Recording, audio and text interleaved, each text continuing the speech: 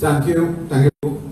At the Debe Junction meeting, pre-budget consultations, and I welcome as well the viewers and listeners on what could be about 3 or 4 different Facebook pages that are carrying this address live.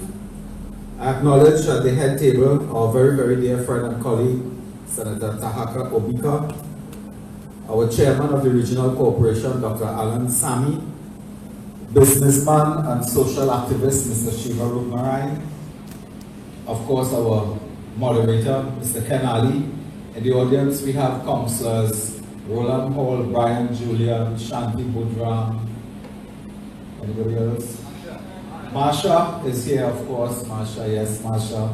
And councillor to be, Mr. Nicholas Kanhai is also here. And other councillors to be as well, our visitors from San Fernando, former chairman of State Enterprises, CEO, members of the business community, leaders in education, religious leaders are also with us. So we have a good, a good spread of leadership in the area. Members of the press are here as well, executive members and staff of the Oropouche constituency. I was also very happy to hear the comments given earlier, and I want to assure Dr. Sami that I would love to hear the youth and the women. I enjoy hearing that.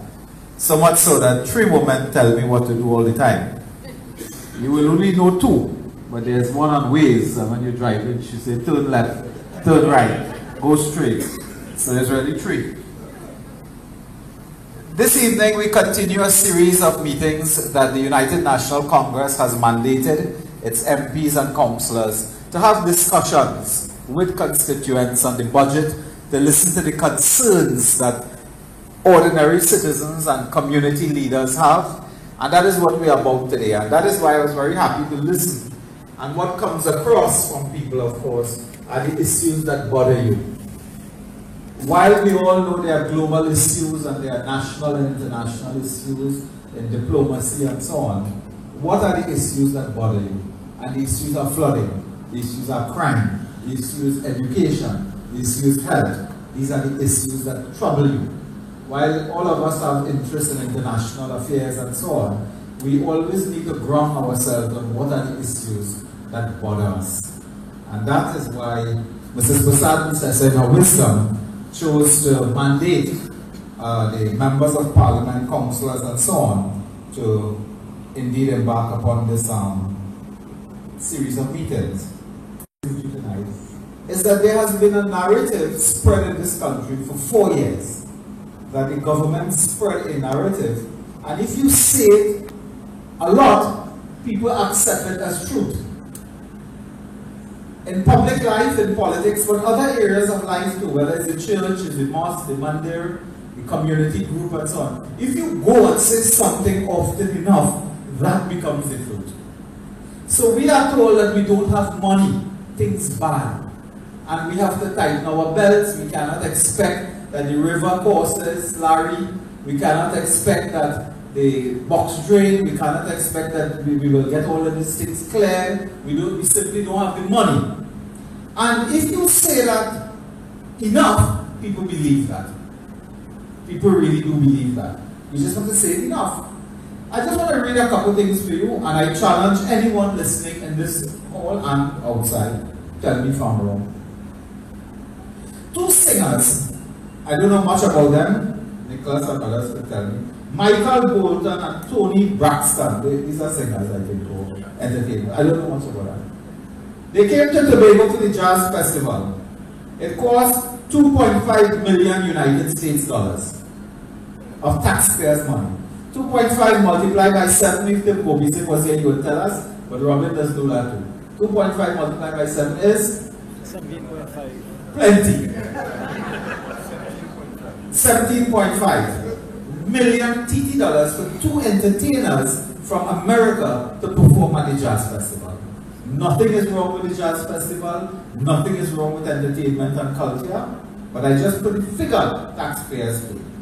Brothers and sisters, the Prime Minister had a seminar, the hired, it cost $100,000 for that seminar. $14,000 for food. It was called Mind Your Business. In Diego Martin, they are building a stadium for $115 million. In Tobago, $777,000 was used to buy a BMW car for the chief secretary in Tobago. United likes that car. They are building a headquarters for the Ministry of Foreign Affairs for $60 million. They are rebuilding Skinner Park or refurbishing Skinner Park. Now Skinner Park has been there since I was in short pants. It has infrastructure already. It has clearly drainage, light, electricity, water. That is not what is called a greenfield site. Skinner Park has all the infrastructure. $200 million to refurbish Skinner Park. The Whitehall is called in Port of Spain, Whitehall. Whitehall, to refurbish that, $32 million. $32 million. Many people don't know there's a zoo project, and the zoo project is taking $60 million. Brothers and sisters, $7.6 million to redo a swimming pool at Hilton. They were doing something. Massey Communications, they bought for $225 million. A lobbyist in America who arranged this third-level meetings of the Prime Minister recently, he has cost so far $18 million TT dollars. And I don't want to tell you the Grand Lara Stadium was $100 million they spent when they came in office. SOCON DC is $3 million. They bought paintings for $3 million. There's a house being built for the Prime Minister at a cost of $20 million. The Jazz Festival this year, $12 million. $100 million in the fake oil scandal. $3 million to upgrade the golf course at the CDA, Chavaramas, I think it was. $150,000 to settle a sexual assault case. Now, the Red House is $500 million. $7 million to bail out a company that sells toilet paper, I think it is. Now I could continue, I have some more. Does this sound like a country with no money? That is the country that they tell you they cannot clean the box drain. We cannot clean the rivers in Arapuch or in Pinal Leve. We cannot clean and dredge the rivers to prevent flooding because we have no money. We have no money. How do you explain this? That's real money. I just call out incidentally, when I did my calculation, we call out so far about $1 billion. That is $1 billion where if you're in government, you prioritize. You say, look, the first thing we have to do, boy, is crime. So clearly, we need to resource the police. We need to resource the police. Clearly, we need to put more cameras. We need to do something to deal with crime. Then we say the flooding is a real problem here. There are certain areas prone to flooding. We need to do more. Because we cannot depend that our flood relief program is a hamper. That's the flood relief program, a hamper. Because when the hamper finishes, you still have to buy food, and you still have to clear the river course, clear the drains. This is what the issue is with flooding. Yes, it is private development will do it, people will throw things in the river and so on, but they have been doing that since 1962, people dumping things in the river. Your job when you're in office is to provide relief to people, and that has not been happening. We also have another problem here, brothers and sisters. And I joined my colleague earlier when he said, even me get trapped this week. Yes, there was a drone attack in Saudi Arabia at an oil installation. When I look at that, I felt sorry for Saudi Arabia, and I smiled to myself. I said, wow, that means some more money in the coffers. 20 minutes later, I said, wait a minute, we're not producing oil anymore, that means we're paying more. It is the first time in history when the price of oil went up, we felt sad. And that is actually a legacy of this government, that the price of oil going up means bad news for Trinidad and Tobago. It's the first time. So, we have to provide long-term solutions, short-term solutions to the problems. A few weeks ago, some of you know, in Barapur and this area here, David, about 10 roofs blew away. There was a heavy rain, there was a lot of breeze and so on. Thank God, this constituency organized a cruise, a boat cruise. And from the boat cruise, we were able, I think some of you still owing money on that, huh? But we'll come to that when we finish the live stream. We were able to raise $33,000 from a boat cruise. Do you know $10,000 gone already because we were providing basic equipment like galvanized nails, Aaron and others of the staff worked to Joe and so on. We provided what galvanized plywood, nail and so on to people. They were extremely grateful because I knew that if they waited for Office of Disaster Management, that would have been a disaster. They still waited. I knew they were waiting for self-help under this government, that is the National Help Yourself program. They still waited. So I want to congratulate and thank all of you who took part in the boat cruise. We still have a little resources that we continue to make this type of help to people. Brothers and sisters, the problems that face this country now is not just a dollars and cents problem. It's not dollars and cents because you have the dollars. You can't tell me you have no money. And today it's $200 million to refurbish Skinner Park. And Ken Ali is right. Skinner Park is 5 minutes away from Mani Ramjan. 5 minutes away from the Brian Lara. Minutes away from Naparima ground, from Union Hall ground, from Gullview ground, Presentation ground. How much ground do you want? How much? While people suffering because they flood away, crime, the hospital have equipment that's not working. The government has absolutely no concern about priority. And Keith Rowley is very good at one thing, I will tell you. That fella is very good at lighting fires. So when you're supposed to be concentrated on fake oil, on Imbert Housing Project, on Kwamina and Chow at Petrotrin companies, you study the BBC.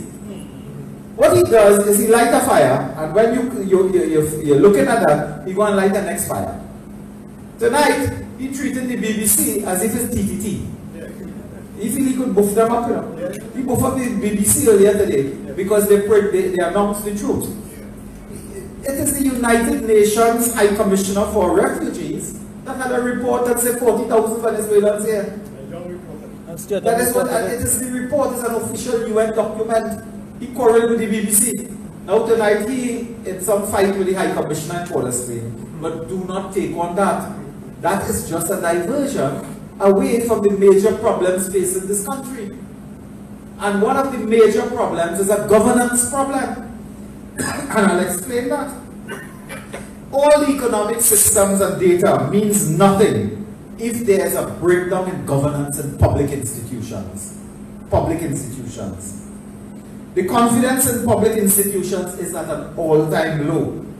You would agree with me that every sector, whether it's health, security, it is energy, construction, the only sector that is blossoming today is the illicit and illegal sector. The police are trying their best, they lack resources. The police have good intentions, they don't get the equipment, the human resources, the budget. Tonight I could tell you, I could call out the Commissioner of Police and tell us, has this government given you money for your capital expenditure? Not to buy toothbrush and toothpaste and pen and ink and paper. Even that they're not supplying. But for your capital program, that is where you fight crime. You don't fight crime because you have ink and paper alone. And tonight, I can tell you that they don't have the resources necessary for some of the strategies and programs they want to put in place. When this is happening, the Prime Minister has made an attack on he has attacked our intelligence. He has attacked our intelligence in an unraveling scandal involving the HDC and a Chinese company. Now we can't pronounce the Chinese company, but it's a Chinese company. Have you followed what happened there? They made a contract for $500 million with a Chinese company. Sell out this country's interests. We're giving tax-free, VAT-free, custom-free incentives to foreign contractors to build houses, 6,000, which would never give local contractors. They were doing that. Labor, 600 laborers were to come here, provide labor with housing, provide them with police car. So when the brother said it had one police car in Penal, It was for police car patrol to patrol the areas where the foreign workers were living. They want that too. When we did our research, brothers and sisters, we discovered that the man who was Minister of Housing at the time when this contract was being negotiated and signed was none other than Keith Rowley. Today he says when he returned from the United States, meeting, I think, third level and fourth level officials in America, low levels or no levels, he said that, so what if I was minister? That had nothing to do with it. But tonight I want to remind him, you trying to jail me. So what I was minister do?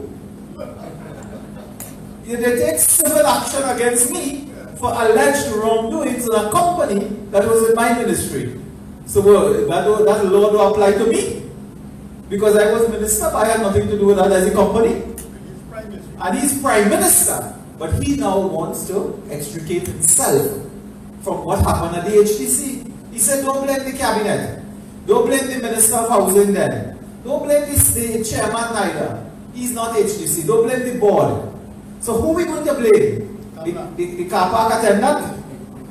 Well, probably need to blame the fellow who parked the car in the HTC car park. He will blame him. Who do you blame for a $500 million contract, the biggest contract in housing in history? It went down, this thing went down under Keith Rowley as Minister of Housing, and he must take the blame for it. Squarely and surely. And we will not allow him to escape.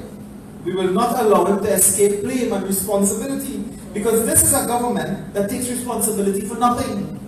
The fellow who is chairman of the HDC, and I can say this, I mean, I'm telling the truth, even if the truth don't sound good. That is the golf partner of the Prime Minister. So you telling me you played golf with the Prime Minister once or twice a week, on a nice stroll, on a par 5, or when you come back to the clubhouse, you know, say, well, Prime Minister, Chief, you know, we signed out the project, you know, we did the project. You don't say that? So what you talk about there for 18 holes and about 3 hours playing? Nothing? So what they talk about, Kamala? We'll come to that in a little while. I have to do the speech. So the chairman of HTC, the time has come that he has to leave HTC according to the law. He is now promoted to 2 boards in Petrotrin, Guaracara and Paria, where that job requires making more deal. Making more deal. They are taking bids to sell the refinery.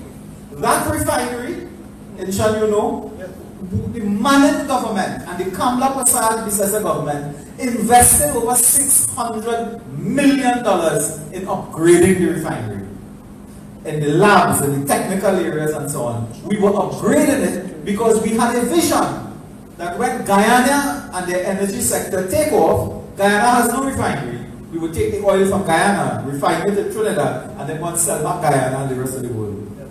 The products. That was our vision. Massive investment. They closed Petrotrin. Now the refinery is to be sold. And who will be selling this refinery now? The same fellow who entered the deal with the Chinese contractors. Irresponsible. Tonight we call upon this government to immediately terminate the appointment of Newman George as chairman of Guaracara and Paria Holdings. Immediately. In fact, he should walk the plank, as we say, for his role in that agreement with the Chinese company.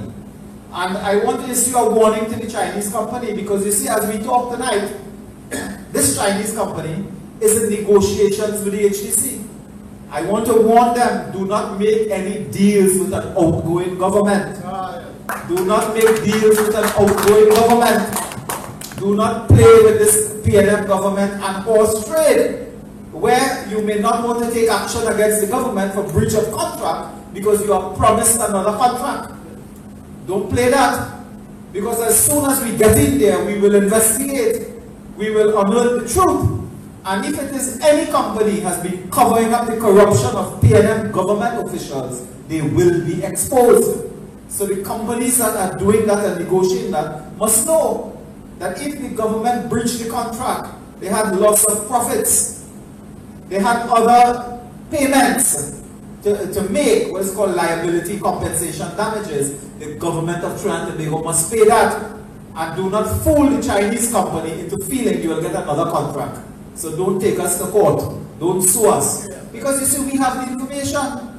The information is that the HDC had already paid what is called an advance payment guarantee. They already paid that. That could be millions of dollars. Done. This Chinese company, when you're building houses, brothers and sisters, that is not building a box drain tomorrow morning, you know. You know, if a fella come in to build a box drain somewhere in Lalmi, Trace, you call him the night before and say, boss, something going wrong, but cancel that, hold up. We are ready for that. When people build 6,000 houses, they invest a lot of money in design, in engineering, in soil study, studying the ground, in doing infrastructure. Money spent already. The other issue is that when you're building houses in that kind of range, you have to get financing. So where the Chinese company get the financing from? They had already arranged financing in China, for which they paid. They paid for that financing already. They had persons on the ground here already working on that project. They were ready. Then they have an issue of loss of profit. They, of course, working for a profit. All of these matters are before negotiations now. And in the coming days, you will hear and see more as to the liability of the taxpayer. I was Minister of Housing of this country, I can tell you. Everybody knows that. In fact, I think I've been the longest serving Minister of Housing of this country. When you are dealing with a foreign contractor, foreign government, I led a team. Myself, Jerlene John, I think Kurt Ramlal and others. We have been to China when we were building the children's hospital. You know, we went to China to actually see the hospital. I wasn't convinced when the people tell me about the companies with me. Suppose these people lying in Trinidad and they never build anything in their life. I want to go and see it. When we went, we made what is called due diligence. We look at their work. We had to meet their bankers. We had to negotiate, discuss all the terms and conditions of agreement. Because when we came back to Trinidad, Anand Ramlogan as Attorney General was involved in that because legal issues are there. Minister Winston Dukaran, then Minister of Finance, was involved, and Alison Lewis, the then PS in that ministry. We could not do it without the Ministry of Finance and the Attorney General, and I had to sign a letter to the HDC indicating that I now give approval to UDCOT, indicating that I now give approval to UDCOT to pursue the project as minister. Then we went to cabinet. I get frightened as this thing involved $1 billion. I can't put my name on that. We have to go to the cabinet for cabinet to scrutinize the project. Fellas come, Jerlene John and others had to come to cabinet and explain every single line and take questions. And in that cabinet had some men and women who were very tough. You can't pull wool over their eyes because they are businessmen, they are builders themselves. All of that we had to do before we built the Children's Hospital, before we built the San Fernando Teaching Hospital, before we built Point Fortin, and with a Chinese company started Arima Hospital. This is not jokey business. So when Rowley jumped up and said, well, so what if I was the minister? That had nothing to do with it, I is not the HDC. That is a breach of his fiduciary duty to the company and to the government and people of Trinidad and Tobago. He has breached that duty, and in the future he could face some liability for that. Because that is what he was talking about for 4 years about our ministers. He accused us of doing what he did. And today he wants to tell this country, I was Minister of Housing, so what? That don't involve me. Who it involved? The car park attendant? The tea lady? We go to the HDC and tell the tea lady she make a mistake? Brothers and sisters, these are serious, serious matters affecting us now. And while we go to the budget debate, we have the matter as well as to Mr. Imbert and a private housing project, where to this day, Mrs. Prasad Bisesa made very, very serious allegations involving Colin Imbert. I think it was last week, Monday, if I'm not mistaken.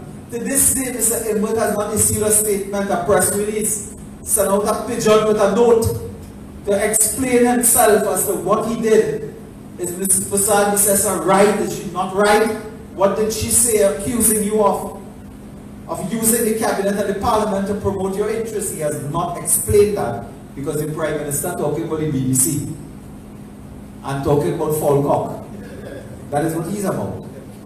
And I tell you, this country, sadly, I must say, that you know what is sad about this country? The country is now numb to his crassness, to his obscenity, the way he talks about women, men, children, everybody. The country is now numb to him. In a strange way, people expect us to behave proper and good. But they say, well, he could behave anyhow we want. That's how he is. So you understand the language that he uses when he speaks about people. My brothers and sisters, I am not surprised by his crass language and obscene statements. The nation is numb to his human preoccupation with anatomy and all these kind of things. They are numb to him at this time. I think he needs somebody in the medically related profession to explain his thinking, how his mind works, how we see human beings, and how he speaks about human beings. And tonight I can tell you, the British government has told Keith Rowley tonight, we have had enough of you. Tonight they told him, look, we have had enough of you now. He made serious allegations about the BBC. The BBC say, hello, this is not Trinidad you're dealing with, you know. While we may provide money to the BBC, the government may provide, they don't get involved in tampering with news content and so on. The head of communications of the BBC this evening issued a statement to say we got that information from the United Nations report. And more than that, 3 or 4 times we asked your government for an interview to clarify that, and you refused. And now you're coming to jump up and say we're wrong. Tonight they put him under manners. And the local representative, I think his name is Tim Stew. Yeah, Rowley looked to Stewart. But they have responded tonight and Friday. So we will hear. But down here, we're doing that down here. But he likes down. He likes one thing about Keith Rowley, he loves David. In fact, there was a lady from somewhere around here. I understand, you know, she has been in the PNM, I think, for a long time now. Regularly known around here. They have a pet name for her, but I won't call her that. Because then I fall into the same bracket. I'm not in that class. They gave him some bouquet up in the hotel the other day. So I told him that was the second time the people of David honored him. I think they honored him with a banner here some years ago, and he's still vexed about that one. So, in closing, we want to indicate that we have people taking notes here, and I've taken notes. We have taken some of the contributions of members from the floor.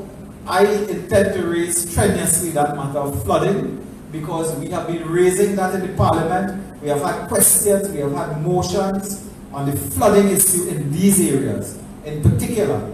Every time we raise it, we have the record there. Rohan Sinanan comes. He said, we're doing plenty work. We're doing plenty work. He come, he jump up and take a picture of Abako. He said, we're doing plenty work. Plenty work. What? Where? How? If the same people flood away the same time when it has rained over and over again. Crime, you ask them, we're doing all the plans, we have plans. Stuart Young, when you ask him, with everybody working, he congratulates everybody. And today, it is shocking the nature of crime that we see. The Chinese government gave them 200 motorbikes. After the cancellation of that contract, I told them, don't pay them motorbike blue and white yet. Huh? They might take them back and carry them after the cancellation. It is in the budget we intend to raise issues of fighting crime. Fighting crime today is no longer an issue of human being, of strong body and men and women, and it is a lot about technology. It is a lot about technology to fight crime. It is a lot about speeding up processes in the police station. Mr. Griffith was here some time ago and gave us some very sound policy suggestions. We are hoping that that will bear fruit. But in our areas, we can tell you that we have been seeing an increase in the amount of robbery, the amount of crime.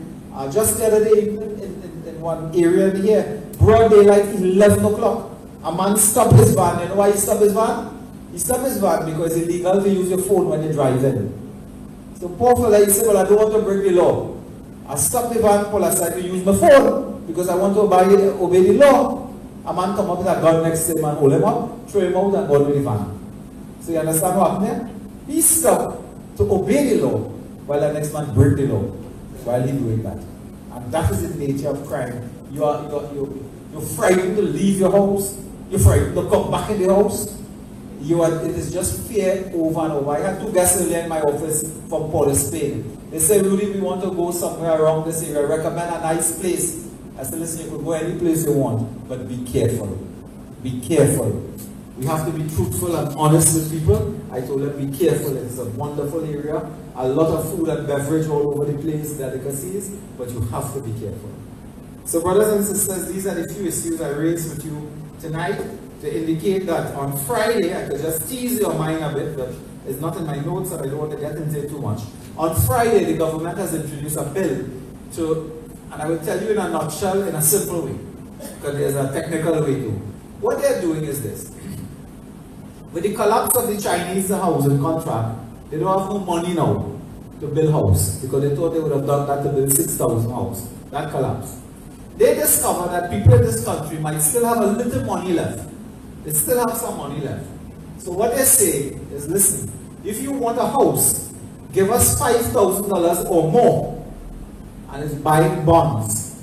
You buy that with the $5,000 or more, and then we keep a record. We sell you the bond, of course, as a legal instrument, and we keep a record. Well, look, John Smith wants a house, and you are an applicant to the HDC. You qualify for a house, huh? And what they say is, when the house finish build now, you come with that certificate, your bond, and you go to the TTMF and you trade that for the value in the house. So if $750,000 is for a house and you buy $100,000 in bond, what happens is when you go to the TTMF, you say, okay, it's only $650 I have to take a loan for, so it's less loan, it's less interest payment, it's less this, but look, I traded my bond for that. So what they're really trying to do is to pick your pocket and take your own money to build a house. Right? That is what. Now, while that sounds good, and people do it all over the world, it was done in California, the United States, just recently, there are serious problems associated with that type of thing. Because it means that somebody who don't buy bonds, for example, you're not on the priority list. You waited 15 years for a house, you qualify, 15 years you waited, but you don't buy the bonds. And somebody who applied last year, he buy bonds. So he say, right, come on man, give me my house, forget that one who waited 10 years now. Now that is not fair. That is not fair. That is not fair. There are many other associated problems with that. Because it means if you have money, $100,000, $200,000, you give the government and say, look, take that quick and build a house and give me. And people who are at the lowest rung, who deserving, who are low income as we call it, who don't have money to buy bonds, they are left out. They are left out. So that is not something that is a simple thing. It may sound good on paper. When they talk, I'm sure it will sound good. But we have some critical comments to raise in that debate about how that scheme, and it is a scheme, will be utilized. Because you see, there's the other problem. When you take bonds from people this year, this is an election year. Let's assume you take $300 million in bonds from people. When you build in this house, that is not clearing a drain, you know, with a shovel and spade. The house will take 12 months or more to build. Let's say 2 years. So 2 years from now, you get in this house, if at all. They take this $300 million to campaign, to go and pave road, to go and give their friend and family. They will end up with about $300 million or more to campaign. And it's you to catch in 2-3 years when you're looking for your house and you have bonds, current road, tart in your hand. That is how this government is operated. So, brothers and sisters, don't feel that that is a rosy picture. But we have suggestions. Rest assured that we have suggestions and recommendations for that plan. Because in principle, nothing is wrong with the principle. But under this government, you cannot trust them. They will take your money and you'll never see a house in your life. I just remind you in closing, when we were in office, we had a random draw. Dr. Sami would remember, others. Land for the Landless program.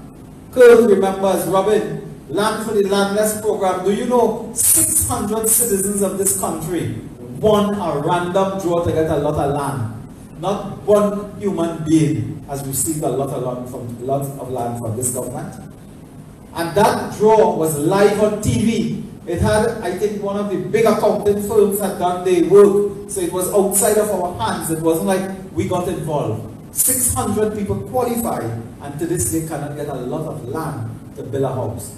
Now, if you had given the people the land, they had to go to the hardware to buy material, they had to get labor, they had to get plumber, carpenter, electrician to work. You would have created more jobs, you would have created more industry, more circulate money in the economy.